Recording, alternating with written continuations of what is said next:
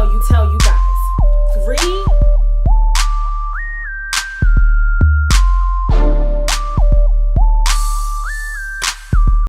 Yo! What's going on, y'all? Welcome to Libra Reviews. I'm Charlene. Hit that subscribe button and hit that like button. Now, I know I've been gone for a minute. But guess what? Now I'm back with the jump off, okay? You know, your girl was just going through some emotional highs and lows and, going through the, trials and tribulations of life. And I just haven't really been inspired to make videos. But you know what? I've been kind of getting back to my normal self. I'm kind of feeling like me again. And there was something that I saw recently on YouTube that sparked my interest, and I felt like I want to come on here and talk about it, okay? So let's talk about it. So I was on YouTube, on the internet, minding my business, scrolling like I always do.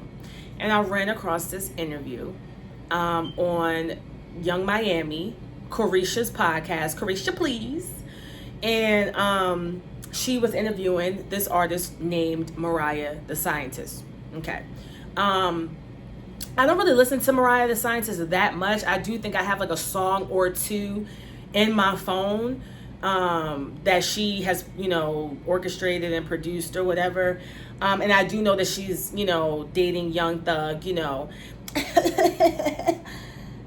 Baby, am I your baby? Is that what she said? Remember that clip that went viral? I don't know. Anyway.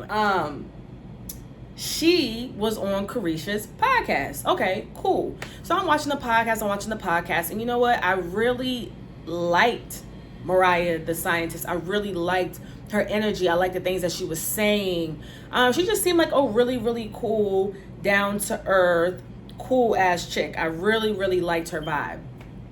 But it was one point in the interview that I ran across, and it really piqued my interest because I was just like, wow, like that really is crazy. Like that really just continuously, what she said just continued to confirm what we already knew happens in the music industry, in the entertainment industry, period. And that is colorism. Okay. So I want to also stop this here and say, I think that the girl, Mariah the Scientist, I think that she's very sweet.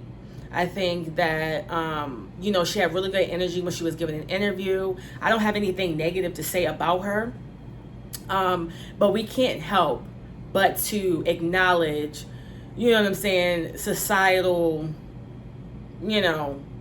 differences and societal confirmations, when they happen. It just is what it is. So during the interview, she was basically talking about how she started in the industry. She started by writing songs and, doing her own thing in that way, but she never really aspired to be an artist. She never really aspired to put herself out there in that way. She just enjoyed writing music and making music, but she wasn't really interested in being a performer and artist. It was just something that she kind of did as a pastime. Okay, cool. She goes on to say that she, put out some music, and without ever having to perform in front of a live audience, and she never had to sing in front of anybody. She never had to necessarily audition or show her talent in front of somebody. They just, I guess, heard or saw what she produced and just signed her. As artists, we put in so much time. We trying to constantly protect our craft, and we sensitive about our shit. Right. So what do you think you do to protect your craft? Like when you do a show and they feel like, oh, you didn't sing well live. I feel like those things are learning experiences, and I feel like when I started making music, my intention wasn't to make a career out of it. I just did it frivolously, I think. I mean, it was intentionally, but the intention wasn't to make a career. It was more, I had a whole nother situation, a whole nother reason for doing that.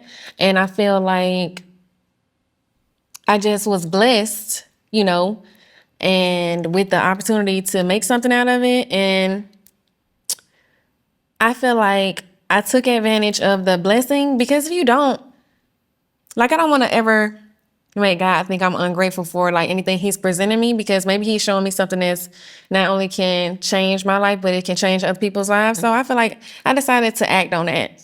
And then when I acted on it, I feel like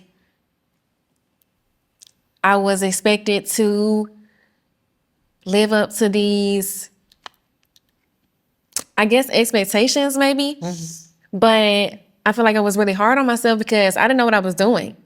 I never performed. Like when I signed my first deal, I had never sung physically, melody out of mouth in front of any people, period. I never did that. And it was like, they just signed me. Like Right. paperwork, cash money.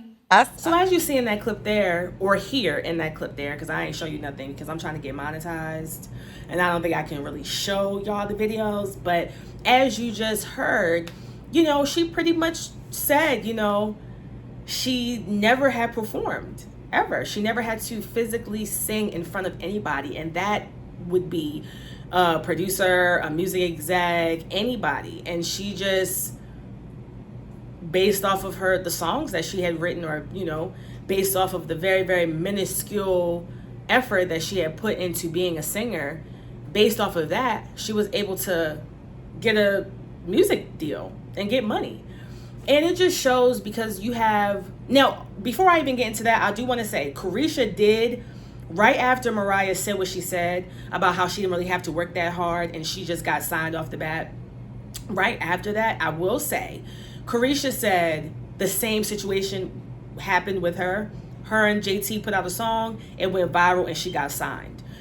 But I am almost 100% positive that JT and Young Miami were doing club appearances and club performances before they got signed. Yes, they put out music on SoundCloud, they put out music on the internet, and it went viral, but they were also in the streets engaging with their fans, engaging with the people in their city, performing the little one-hit wonder. You get them, you know, the little 1 or 2 hits they had at the time before they got signed. I understand what Carisha was trying to say. Like, girl, we just put our songs out and, you know, we didn't do too much and we got signed. But I do think at the very least, at least JT and Carisha were putting themselves out there and actually performing and doing appearances and, you know, promoting themselves at least a little bit before they got signed. Mariah basically said she was writing music and she was creating music, but she never wanted to pursue music. It was never a goal of hers. She never performed in front of anybody. She never even had to, you know, do a demo performance in front of an executive, and they just signed her. And it only leads me to think that her looks had a lot to do with it. Now, don't get me wrong, Mariah the Scientist is a beautiful girl. She's gorgeous. And like I said, I love her energy. Like, listening to her, you know, it made me like her even more. I don't really know too much about her music, but it made me like her more just, you know, as an artist, as a person. I thought she had a really, really cool vibe. And she can't help the colorism, and she can't help the BS that goes on in society, in the entertainment business, and pretty much every entity in life. She can't help that. You know what I'm saying? So this is not a dig to her. It's just, you know, an observation on how the way that you look can really play a detriment. Well, I don't even know if that's the right word, but the way that you look can really play a crucial role in how you make it and how you succeed in this life. And, you know, I'm not even mad at her for even taking the opportunities as they come, but it just goes to show just how, you know, the way you look and your proximity to a certain race can elevate you in this life. And you got artists, you know, out here that really have to work hard, jump through hoops, and, you know, do the most before they even can touch a piece of paper with a pen. You get what I'm saying? So it just shows, you know, just how effed up, you know, the world is.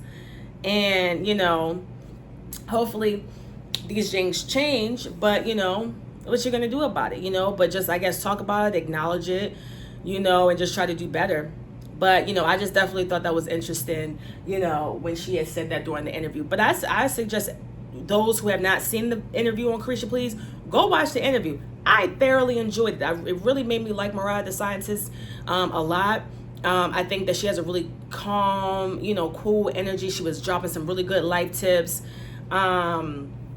you know, she seems like she hasn't let the fame or her popularity or whatever get to her head. She seems very level-headed. She seems very normal, and I really liked her. So I will go and check out that interview.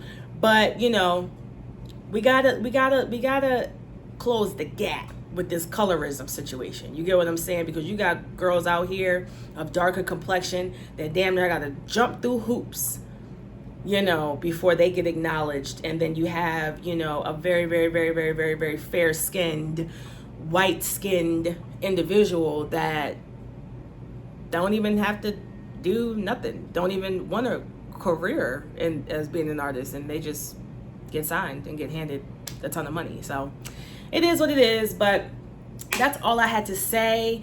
You know, it kind of feels good doing this YouTube video after I haven't done one in a really long time. And, you know, I hope you guys enjoyed it. And until next time, deuces.